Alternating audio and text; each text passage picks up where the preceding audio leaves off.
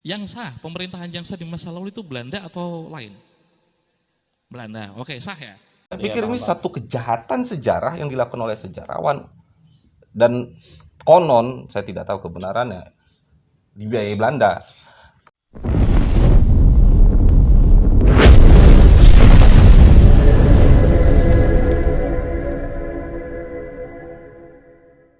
Nggak, ada seorang yang mengatakan dirinya sebagai sejarawan, mengatakan di publik, ini videonya cukup ramai juga di jagat media, mengatakan bahwasanya Belanda adalah pemerintahan yang sah di Indonesia dan itu hanya soal perspektif. Oke lah, cuma ketika itu disampaikan di publik, apakah ia dapat diterima sebagai sebuah wacana dalam konteks keindonesiaan? Atas tujuan apa dia mengatakan itu? Dia mengatakan seperti itu diawali ketika ada dulu PNS Belanda yang kemudian dipersoalkan. Tuh, kayak. Ya, Belanda sebagai suatu negara, kalau kita melihat konvensinya, umumnya terjadi itu ketika suatu negara menguasai negara yang lain, negara yang dikuasai itu kemudian menjadi bagian wilayah kekuasaan suatu negara. Betul.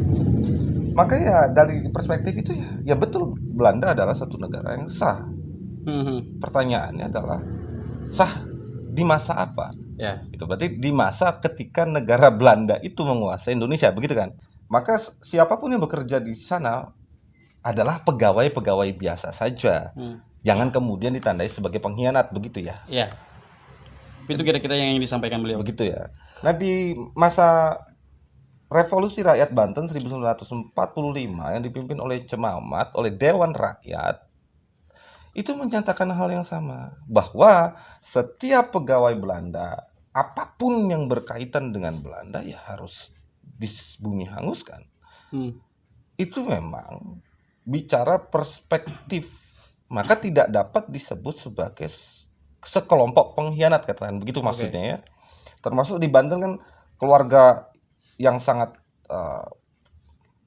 terkenal sampai hari ini pun punya jasa yang besar, keluarga besar Husein Jayadiningrat juga termasuk keluarga yang kena sasaran ya. Tetapi persoalannya ketika pernyataan Belanda adalah negara yang sah dan tidak dapat orang-orang bekerja di dalamnya disebut pengkhianat, itu kita hendak berbicara masa Belanda dengan perspektif masa Belanda, begitu kan ya? Yang bekerja dalam kerajaan Hindia Belanda. Tetapi ketika dihadapkan pada gerakan kemerdekaan yang kemudian kita kenal hari ini menjadi Negara Kesatuan Republik Indonesia, tentu saja orang yang ada di seberang itu adalah lawan, apapun judulnya, kan begitu. Ya.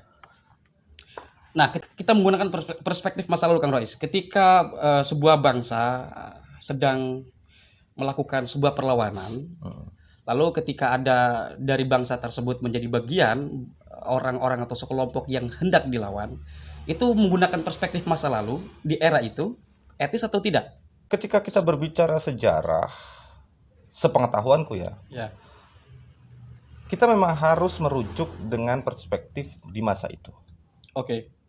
Tidak bisa hanya menggunakan perspektif orang hari ini. Karena apa yang berlaku di masa lalu bisa tidak berlaku di masa kini.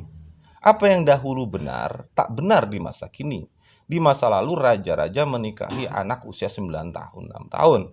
Di masa kini orang nikahin umur segitu ya pedofilia. Ya. Orang-orang dulu menikahi begitu banyak orang. Bahkan ada yang punya selir 100, 200. Ya. Kemudian ada jalan keluar dari Islam misalnya. Cukuplah Mas Nawasullah Sawarubang gitu ya. Itu pun jika kau mampu adil. 4 ini menjadi rasional ketika berada di masa di mana orang menikahi orang begitu banyak, laki-laki menikahi perempuan begitu banyak dalam jumlah yang ratusan begitu. Itu adalah satu penyelesaian yang sangat jenius. Kita harus melihat masa-masa itu dan menilai dari masa-masa itu. Coba soal kemerdekaan, Kang Rois, ketika orang yang mengatakan dirinya sebagai sejarawan bahwa di masa itu kemerdekaan bagi bangsa yang hari ini kita sebut sebagai Indonesia masih abu-abu. Nah, bagaimana Kang Rois bisa mendeskripsikan tidak bentuk perlawanan terhadap penjajahan ketika itu dari satu wilayah ke wilayah yang lain? Kenapa abu-abu? Ya mungkin orang tersebut mengatakan kemerdekaan yang hari itu tidak ada medsos, menggunakan perspektif masa lalu, mungkin kemerdekaan itu masih dalam suatu wilayah atau bukan wilayah, satu pengertian yang belum konkret. Belum konkret. Iya, kemerdekaan bukan yang sebagaimana kita pahami hari ini. Kan konkret, negara, ada wilayah, ada rakyat, ada pemerintahan daulat. Iya. Kurang konkret apa? Cuman dulu kan belum ada konteks keindonesiaan itu Kang Rois, belum ada belum menjadi wilayah yang sekarang kita sebut sebagai Indonesia ini. Apa masalahnya? Mungkin yang dipertanyakan orang itu adalah kemerdekaan mungkin masih abu-abu katanya. Nah, justru ya aku nggak ngerti abu-abu tuh apa. Ya baik. Oke, di sini berarti Kang harus mempertanyakan soal abu-abu yang diucapkan orang Iya. tersebut. Kan harus diperjelas.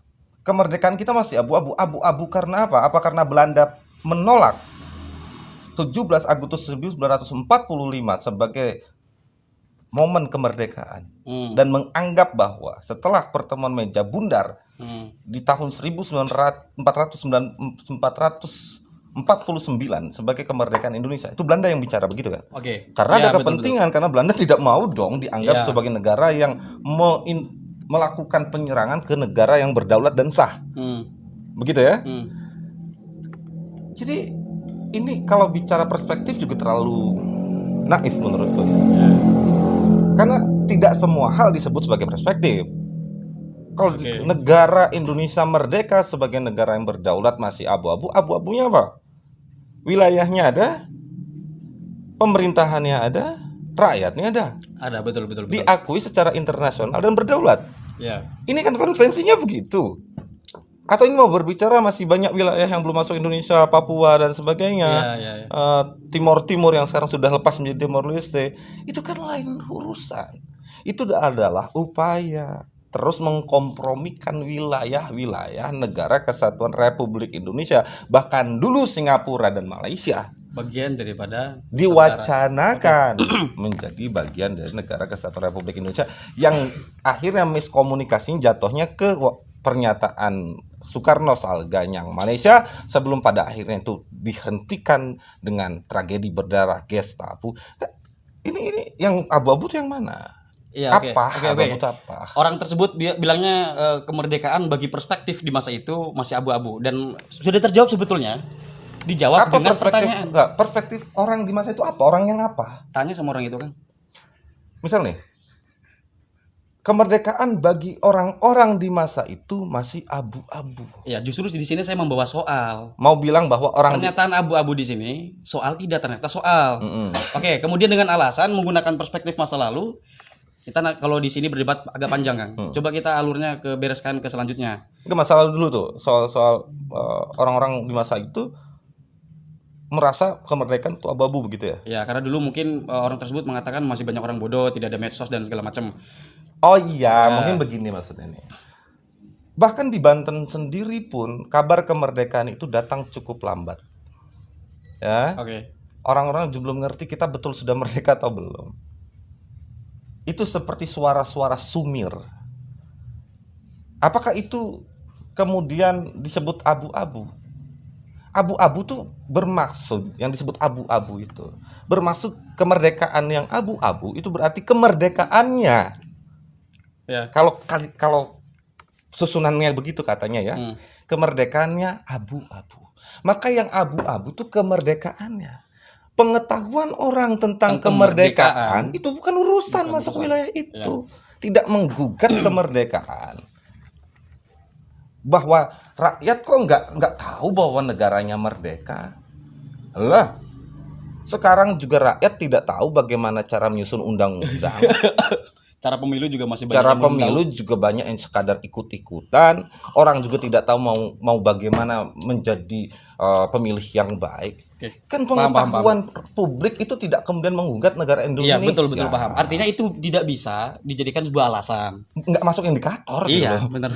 Kemerdekaan negara Indonesia abu-abu karena rakyat saat itu belum banyak yang tahu, bahkan mereka ragu ini kita sudah merdeka atau belum. Nggak ada urusan, Mad. Negara itu wilayah, ya, terus. negara yang berdaulat dan rakyat di dalam wilayah itu.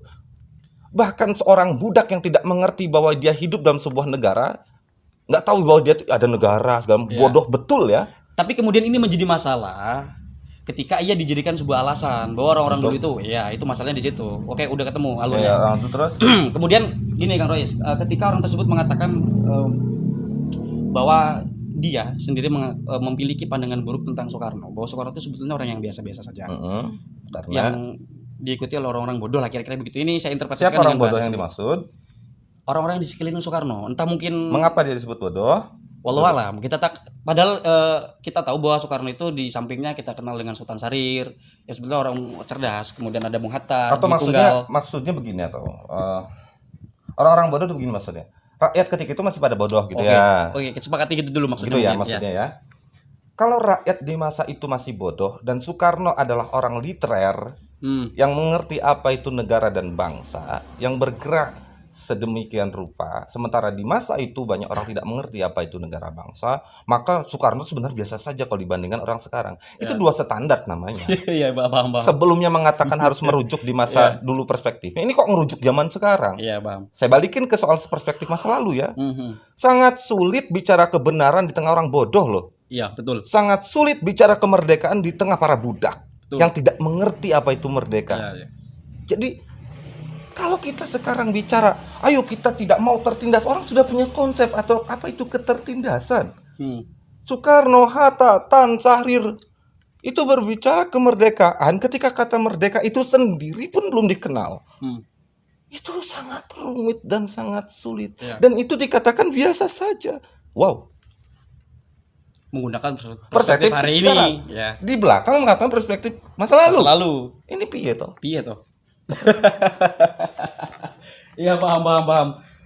Kira-kira Royce, ini sebetulnya Tolonglah kalau kita mau menjustifikasi sesuatu dengan aku selalu menghormati setiap dasar pemikiran orang lain, tetapi jangan berpikir dengan dua dasar untuk menghakimi satu hal yang sama. Itu namanya ketidaksetiaan pada diri sendiri. Kesetiaan pada standar kebenaran yang diyakini. Kita bisa berbeda soal kebenaran. betul. Tapi jangan berbeda-beda saat Anda membuat kebenaran gitu. Kak Royce, dari 3 pertanyaan tadi, ini sebetulnya sudah konkret semua. Yang bermasalah adalah ketika orang tersebut membawakan logika standar atau menggunakan perspektif standar dan Dua standar. ya 2 standar. Sebetulnya kemudian yang menjadi masalah ketika orang tersebut membawa 2 perspektif yang menjadi standar ganda pula. Masalahnya di situ. Kemudian ini menjadi opini di masyarakat dan menjadi pengetahuan yang bias, bahkan ramai sekali di media sosial. Cuman saya cukupkan di sini saja Kang Royce. Tapi barangkali ada yang ingin disampaikan oleh Kang Royce. Ya begini ya, ketika agresi militer kedua, ketika pemerintahan Negara Darurat Republik Indonesia (PDRI) yang dipimpin oleh Safrudin Prawira Negara, pemerintah Indonesia ketika itu ada di hutan-hutan Sumatera. Lalu Belanda membuat pernyataan bahwa negara Indonesia sudah tidak ada karena pemimpin-pemimpinnya sudah kami tangkap. Pemerintah PDRI adalah pemerintah yang tidak sah karena mereka hidup di hutan-hutan. Lalu pernyataan Belanda itu dibalas melalui siaran radio oleh Safrudin Prawira Negara yang menyatakan Belanda lah yang tidak sah sebagai suatu negara. Mereka pemerintahan yang tak punya tanah. Ya, benar. Nah, ini perspektif. Hati-hati kita dalam melihat sejarah. Kadang-kadang kita sebagai anak bangsa itu gandrung terhadap apa yang kira-kira terlihat begitu memukau. Tapi kita tidak melihat secara hati-hati bahwa perspektif itu sering sekali dimainkan untuk menjebak kita pada banyak hal. Termasuk misal untuk mengatakan sebetulnya Belanda itu ketika di Indonesia tuh bukan ngejajahnya biasa, perang biasa. Diplomasi, diawali dengan diplomasi. Itu ada teman-teman sejarawan yang melakukan itu. Saya pikir Iya, ini satu kejahatan sejarah yang dilakukan oleh sejarawan. Dan konon, saya tidak tahu kebenarannya, dibiayai Belanda. Dunia, setiap negara hari ini sedang membuat citra-citra dan citranya sendiri. Ya, penuh dengan ciptaan-ciptaan. Ciptaan-ciptaan. Dan kita sebagai rakyat pasca kolonialisme, hati-hati. Jangan mudah terdistraksi, jangan mudah didikte oleh pengetahuan yang kita belum mampu memverifikasinya. Ya. Jika kalau kita belum mampu memahami sesuatu hal, jangan katakan itu. Atau ya jangan juga mudah menjadi orang yang terombang-ambing dalam pertengkaran gitu ya. Ya, paham. Ilmu itu jangan dengan emosi. Ya. Ilmu itu harus dengan ilmu. Kita bisa salah, saya bisa salah. Tapi selama kita berusaha untuk tidak emosional, semoga Allah Amin, memberikan ya Allah. koridor yang lurus, Amin. Sirotol mustaqim. Amin. Ya. Satu lagi Kang Rois, ini ada pertanyaan yang menjadi noise di dalam kepala saya Kang Rois. Tadi sebelumnya saya lupa, tapi tiba-tiba ingat lagi. Soal bahasa. Orang tersebut juga mengatakan bahwasanya dulu orang Indonesia nggak paham bahasa Indonesia kok, belum punya bahasa. Nah, sebetulnya kapankah bahasa Indonesia itu ditetapkan sebagai bahasa Indonesia? Dan Tiba-tiba menggunakan ke situ. orang tersebut menyinggung soal bahasa juga. Gimana? Lah kira-kira Enggak, dia ngomong apa emang? saya juga agak lupa. Cuman intinya orang tersebut kira-kira mengatakan bahwasannya orang bahasa Indonesia dulu nggak ada sebelum pra kemerdekaan. Yang ada Melayu dan bahasa-bahasa daerah gitu. Oke. Kalau tidak salah. Nah, yang ingin saya tanyakan sebetulnya kapankah bahasa Indonesia menjadi bahasa Indonesia? Bukankah bahasa Indonesia itu turunan dari bahasa sebelumnya? Kita sebut saja Melayu, negara serumpun. Enggak turunan juga. Bahasa Indonesia itu tidak pernah ada. Ya. Oke. Saat itu tidak ada. Ya. Saat ini tidak ada. Iya. Kalau kita mau bicara begitu, tidak ada. Sebagai suatu bahasa. Tapi ingat, sebagai suatu bangsa, bahasa Indonesia itu diciptakan oleh para pejuang-pejuang kita Di antaranya Muhammad Tabrani itu. di Kongres pertama. Iya. Jadi bukan hanya di 28 Oktober 1928 itu dinyatakan, tapi ada Kongres pertama kan di 1926 kalau tidak salah. Yang membuat rumusan tentang kami putra-putri Indonesia berbangsa satu, bangsa Indonesia dan sebagainya.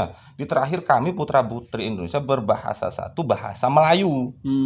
Oh, ya itu rumusan yang diajukan oleh Muhammad Yamin kemudian oleh Muhammad Tabrani dinyatakan tidak bisa. Masa iya ini bangsa Indonesia Negara bahasa Melayu gitu. ini kok bahasa Melayu. Kata Muhammad Yamin, mana ada bahasa Indonesia. Ya memang tidak ada, tapi kita harus ciptakan nama bahasa Indonesia atas nama perjuangan bangsa Indonesia. Itu yang saya maksud tadi, bahasa turunan itu di situ. Tapi kan secara Ya, pelafalan turunan juga. Iya. Mungkin kurang tepat saya tadi ngomong turunan.